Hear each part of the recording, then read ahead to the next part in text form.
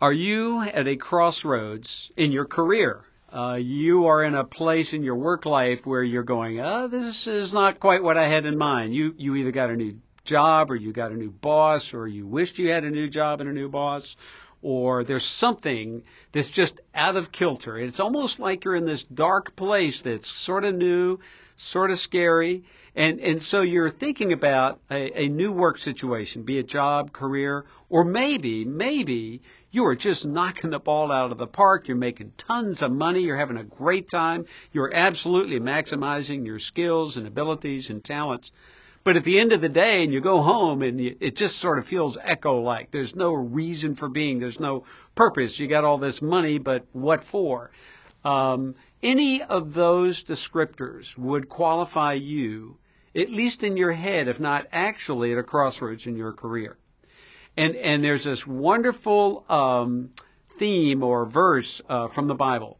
I love the way it starts out. It says, "Thus says the Lord." Now he's not talking about careers. He's talking about any crossroads. But he starts out, "Thus says the Lord." I judge messages often by the messenger. The messenger here is, "Thus says the Lord." Stand at the crossroads and look. Ask where the good way is and walk in it, and you will find rest for your souls. And so you stop and think about that. It doesn't mean run away from. It doesn't mean to run through because it's a sort of a scary place.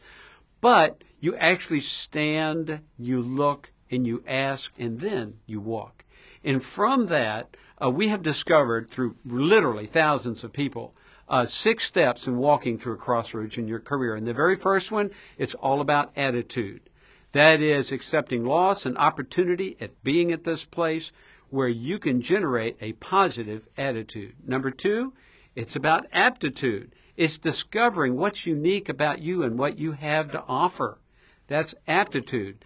And then you take attitude and aptitude, which gives you motivation and energy and gives you a sense of who you are and direction, and they meet at a place that we call altitude. And altitude is that wonderful place where you're beginning to focus who you are and what you can be on the marketplace, where you begin to look at all the different occupations and all the different jobs and all the different careers and all the different choices there are in a fairly focused way.